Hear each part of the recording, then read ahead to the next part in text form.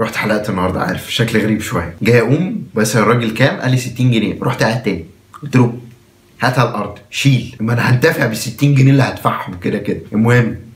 المواصلات، اول حاجه هنتكلم عليها النهارده في المواصلات هي الاتوبيس، بما انها ارفاق اهلي اساسا كل يوم. انت وحظك بقى تنزل من الاتوبيس، يا تركب في اول 5 دقايق نزلت فيهم، يا الا تقعد بقى ساعه نص ساعه، وانت وحظك على حسب بقى امك داعيه لك او داعيه عليك. هي مش فارقه اصلا، هي لو داعيه لك اصلا ربنا يديك على قد نيتك فانت لبست. المهم سواق الاتوبيس بيبقى مقتنع بفكره كده غريبه، ان الاتوبيس ده ممكن يشيل 5000 راكب بالنسبه له عادي، يقعدوا فوق بعض تحت بعض نايمين فوق بعض، هي مش فارقه بالنسبه له. المهم ان التذاكر هتخلص وانت ماشي اصلا من الاتوبيس هتشوف كده حاجات طالعه منه، دي مش ديكورات، دي بني ادمين فقفيق كده طالعه منه، دي بني ادمين اساسا من كتر الزنقه اللي جوه بصبصوا من الجناب. المهم ان زحمه الاتوبيس دي بيحصل فيها حاجات غريبه اساسا وانت واقف في الاتوبيس. مثلا حد بيرن عليك، المهم ان الشخص اللي بيرن عليك ده هيرن عليك في الحته ان اللي فيها الاتوبيس بيبقى ماشي بسرعه وبيروح مفرمل فجاه، ما تعرفش ده حظ ده ولا صاحبك ده شايفك فعايز يلبسك، هتلاقي نفسك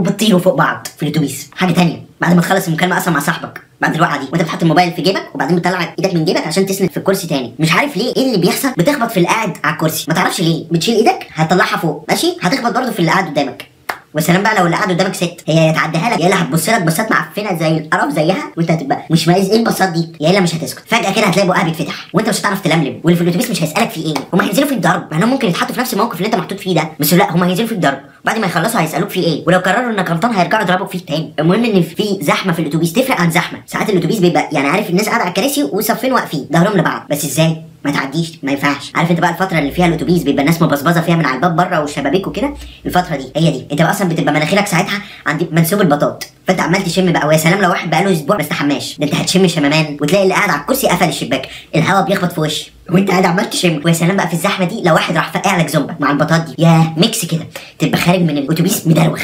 مش عارف في ايه، تطلع مثلا مامتك تقول لك ايه ده كنت فين؟ في الكباريه، ما تعرفش اصلا هي الردود دي بتطلع ازاي، بس خلاص اتعامل دماغ اساسا مش عارف انت بتقول ايه. في نفس الفتره دي بقى اللي ما بيركبوش اتوبيسات يبقوا واقفين كده بره من الاتوبيس وشايفين ناس ماشيه عامله كده اهو.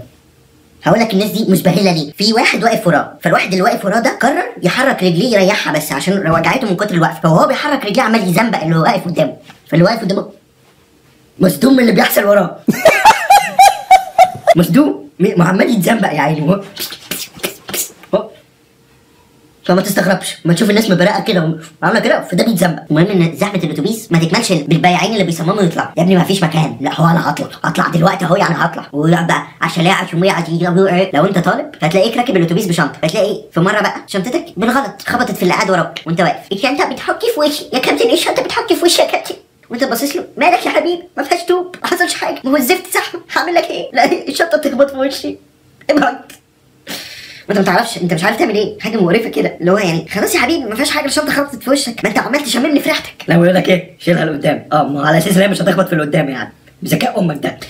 حاجه بقى ما تبقاش قاعد لي في الاتوبيس على الكرسي وساند لي في الكرسي اللي قدام، ليه تبقى قاعد في الاتوبيس وساند على الكرسي اللي قدام ليه؟ يعني هيحصل لك ايه انت دلوقتي قاعد تمسك في الكرسي اللي قدامك ليه؟ ها دلوقتي انا عايز امسك تجبرني ان انا ما امسكش هنا واروح واقع على جنبي ليه الشر اللي فيكوا ده يا عم، انت قاعد ما انت قاعد اهو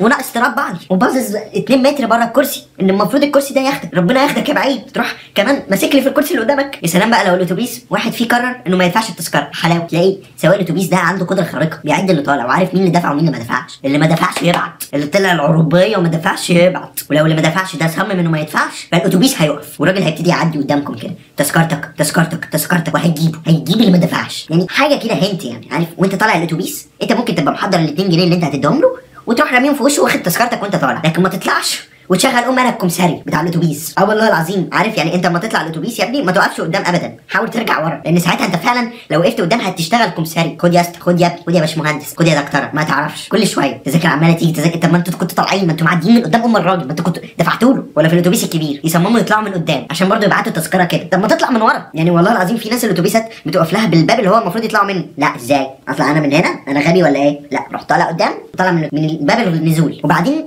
سؤال بس بسيط، تتزحموا قدام الباب النزول وتسيبه ورا فاضي، طب انا انزل ازاي؟ لازم بقى كل الاتوبيس ينزل وبعدين انا انزل. بقول لكم ايه، استنوا الجزء الثاني لحد ما الجزء الثاني ينزل، تابعوني على الحاجات دي، يوتيوب فيسبوك انستجرام، اللينكات فوق الفيديو لو انت بتتفرج على الفيسبوك وتحت الفيديو لو انت بتتفرج على اليوتيوب، تمام؟ كان معاكم محمد من توب انفينيتي، سلام.